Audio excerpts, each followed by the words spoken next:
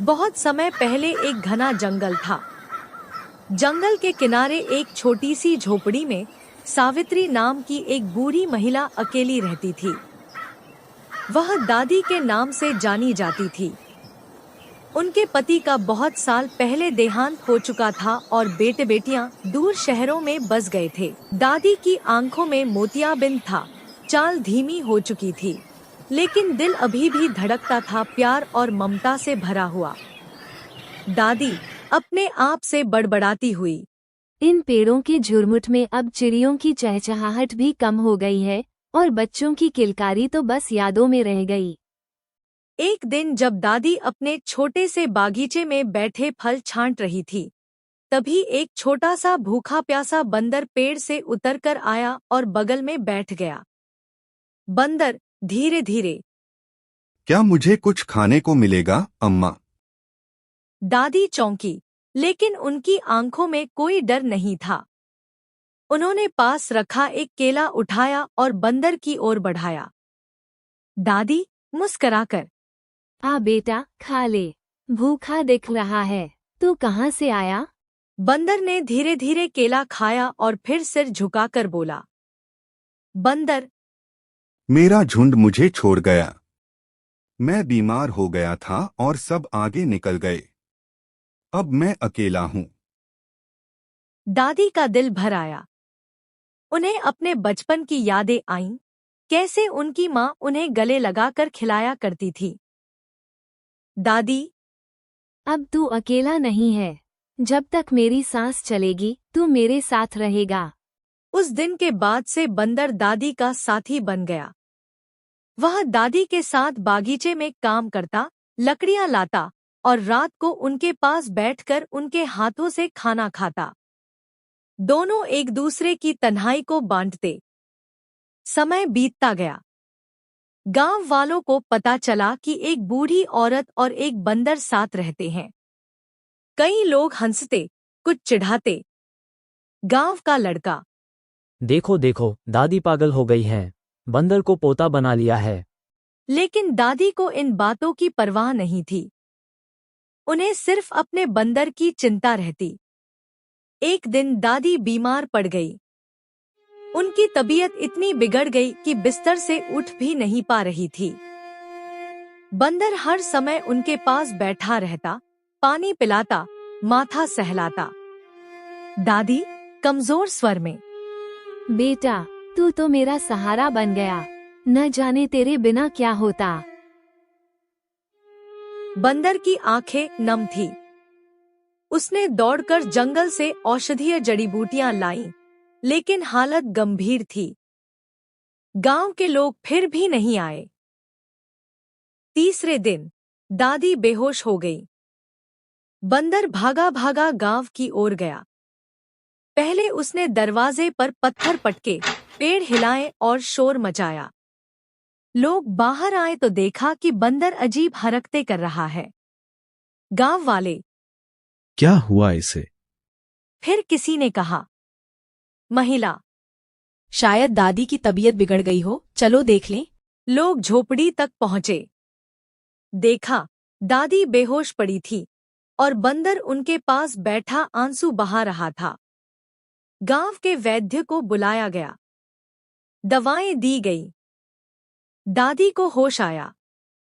दादी धीरे धीरे, कौन लाया ये सब? गांव वाले, तुम्हारे बंदर बेटे ने हमें बुला लाया। दादी की आंखों से आंसू बह निकले। वह बंदर को सीने से लगाकर बोली, जिन बच्चों को मैंने जन्म दिया वे नहीं आए, पर तू आया बेटा, तू ही मेरा असली बेटा है। इसके बाद गांव वालों की सोच बदल गई। वे दादी और बंदर का सम्मान करने लगे। बंदर अब दादी के साथ गांव के त्योहारों में शामिल होता, बच्चों को हंसाता और बूढ़ों की मदद करता। एक दिन जब मौसम ठंडा था और झोपड़ी के भीतर आग जल रही थी, दादी बंदर के गाल थपथपाकर बोली, मेरे जीने की वजह अब तू है, पर अगर कल मैं न रहूं तो तू दुखी मत होना। मेरी रूह हमेशा तेरे साथ रहेगी। बंदर कुछ नहीं बोला। बस दादी का हाथ पकड़े बैठा रहा। फिर एक सर्द सुबह, जब सूरज भी शर्माते हुए निकला, दादी ने आखिरी सांस ली। बंदर उनके सीने पर सिर रखे बैठा रहा। उसकी आंखों में आंसू थे, लेकिन वह चुप था। गांव वालों ने मिलकर दादी का अंतिम संस्कार किया। लेकिन जब सब लौटे तो देखा कि बंदर अब उस झोपड़ी से बाहर नहीं आता था। वह हर दिन दादी की तस्वीर के सामने बैठकर चुपचाप देखता, जैसे किसी पुराने गीत की लोरी सुन रहा हो। गांव का एक बुजुर्ग बोला, यह बंदर अब हमें इंसानियत सिखा गया। रिश्ते खून से नहीं, दिल से बनते हैं।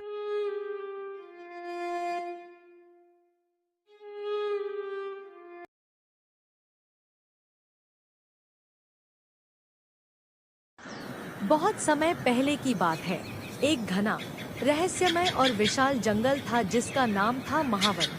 इस जंगल में हजारों जानवर रहते थे। हाथी, बाघ, हिरण, सियार, गीदड़, बंदर, चिड़िया, उल्लू, तोता और खरगोश।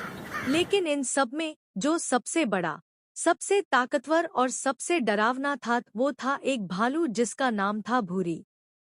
भूरी बहुत बड़ा भालू था। उसकी मोटी मोटी आंखें, चौड़ा सीना और लंबे लंबे पंजे देखकर कोई भी जानवर उसके सामने आने की हिम्मत नहीं करता था। भूरी अपनी ताकत के बल पर ही जंगल में राज करता था। वह न शिकार करना चाहता था, न मेहनत करना चाहता था। बाकी जानवर उसे खाना देकर खुद को बचाने की कोशिश करते थे। शुरू शुरू में तो यह चलता रहा, लेकिन वक्त बीतता गया और हालात बदल गए।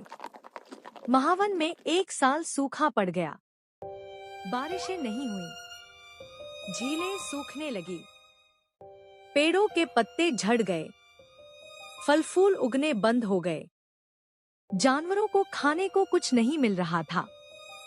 सब परेशान थे। कोई पहाड़ों की ओर जाने लगा, कोई नदी की दिशा में, मगर भूरी वहीं अपने गुफा के पास बैठा रहा। वह सोचता, कोई तो आएगा खाने के लिए। लेकिन अब कोई नहीं आता था। सब अपने लिए जद्दोजहद में लगे थे और भूरी की हालत दिन ब दिन खराब होती जा रही थी। भूरी को भूखे कई दिन हो गए थे। उसकी ताकत कमजोर पड़ रही थी। आंखें लाल हो चुकी थी। उसे चक्कर आने लगे थे। उसे गुस्सा भी आता और बेचैनी भी होती।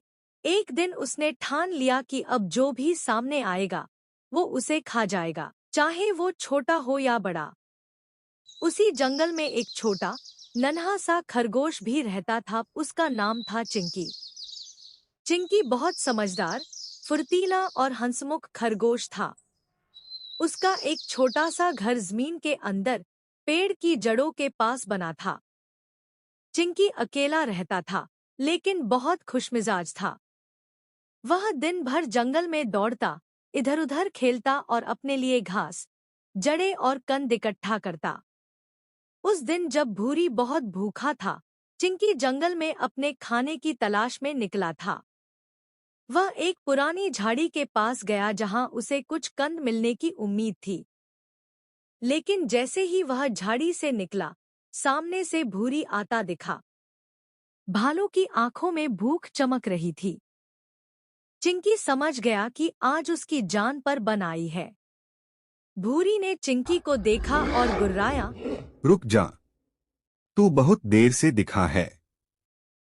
आज तू ही मेरा खाना बनेगा। चिंकी कांप गया, लेकिन वह समझदार था। उसने घबराने की जगह दिमाग लगाया।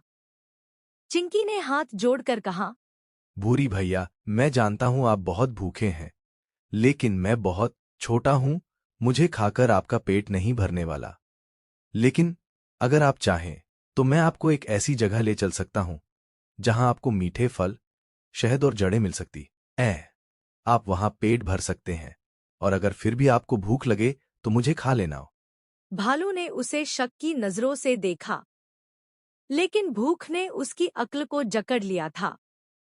उसने सोचा, ये खरगोश झूठ बोल भी रहा है तो क्या? उसे अभी खाने से अच्छा है पहले फल खा लूं। भालू ने चिंकी को आंख दिखाते हुए कहा। अगर तूने धोखा दिया तो मैं तुझे ऐसे चबाऊंगा जैसे गन्ना। चल मुझे ले चल। चिंकी ने जंगल की एक गुप्त पगडंडी पकड़ी और भालू को उस ओर ले गया। यह पगडंडी जंगल के उस हिस्से में जाती थी जहां कभी बहुत बड़ा बाग हुआ करता था। वहां अब झाड़ियों और कांटों का कब्जा था, लेकिन चिंकी जानता था कि एक जगह अब भी कुछ फलदार पेड़ हैं, जिन्हें बहुत कम जानवर जानते हैं। चलते चलते रास्ता कठिन होता गया। कहीं पत्थर थे, कहीं कांटे, कहीं दलदल। भालू को यह सब पार करना मुश्किल लग रहा था, लेकिन भूख के कारण वह चलता रहा। रास्ते में चिंकी ने कहा। भैया, मैंने सुना है आपको शहद बहुत पसंद है। भूरी की आंखों में चमक आ गई। हाँ, वो तो मेरी जान है। चिंकी बोला। जहां मैं ले जा रहा हूं वहां एक पेड़ है जिस पर मधुमक्खियां ओं का बड़ा छत्ता है। अगर आप तेजी से चढ़ें तो आपको शहद भी मिलेगा। भूरी अब बहुत उम्मीद से भर गया था। इसी बीच चिंकी ने जंगल के एक बुजुर्ग और समझदार जानवर से संपर्क किया। वह था एक बूढ़ा उल्लू। नाम था टम्मू बाबा। टम्मू बाबा ने सारी बात सुनी और बोला। बेटा, भालू बहुत परेशान है, लेकिन अगर वो सही में सुधर जाए तो अच्छा है। लेकिन धोखा देने की कोशिश की तो जंगल का संतुलन बिगड़ जाएगा। चिंकी बोला। अगर हम मिलकर कोई योजना बनाएं तो भालू को सुधार सकते हैं। बूढ़े उल्लू ने चिंकी को एक योजना बताई। उसी जगह एक पुराना कुआं था जो अब ढका हुआ था। उन्होंने तय किया कि भालू को उस तरफ ले जाया जाए, और जैसे ही वह फल खाने दौड़े, उसका पैर फिसल जाए और वह गड्ढे में गिर जाए। अगले दिन चिंकी भालू को उस जगह ले गया। वहां ढेर सारे जामुन, बेर और आम पड़े थे। भालू जैसे ही उन पर झपटा, उसकी जमीन खिसकी और वह सीधे गड्ढे में जा गिरा। भूरी। अरे, ये क्या हुआ? बचाओ, मैं फंस गया। ऊपर चिंकी आया और बोला। भैया, मैंने आपको धोखा नहीं दिया, पर ये जंगल अब डर से नहीं समझदारी से चलेगा। ऊपर उल्लू टम्मू बाबा आए और बोले। भूरी, अगर तुम वादा करो कि दोबारा किसी जानवर को नुकसान नहीं पहुंचाओगे, मेहनत करोगे, तो हम तुम्हें बाहर निकाल सकते हैं। भालू बहुत शर्मिंदा हुआ। उसने पहली बार अपने व्यवहार पर सोचा। भूरी, धीरे से। मैंने हमेशा दूसरों को डराया, कभी किसी की मदद नहीं की। आज अकेला हूँ, गड्ढे में हूँ। मैं वादा करता हूँ कि अब मैं बदल जाऊंगा। मेहनत करूंगा, किसी को डराऊंगा नहीं। सारे जानवरों ने मिलकर भालू को बाहर निकाला, और तब से भालू ने अपनी आदतें बदल दी। वह खुद खाना ढूंढता, दूसरों की मदद करता, और चिंकी उसका सबसे अच्छा दोस्त बन गया। महावन फिर से हंसी खुशी से भर गया। सीख: डर से नहीं, दोस्ती और समझदारी से जीवन चलता है। अगर किसी को सच्चा पछतावा हो और वो सुधारना चाहे, तो उसे एक मौका जरूर देना चाहिए।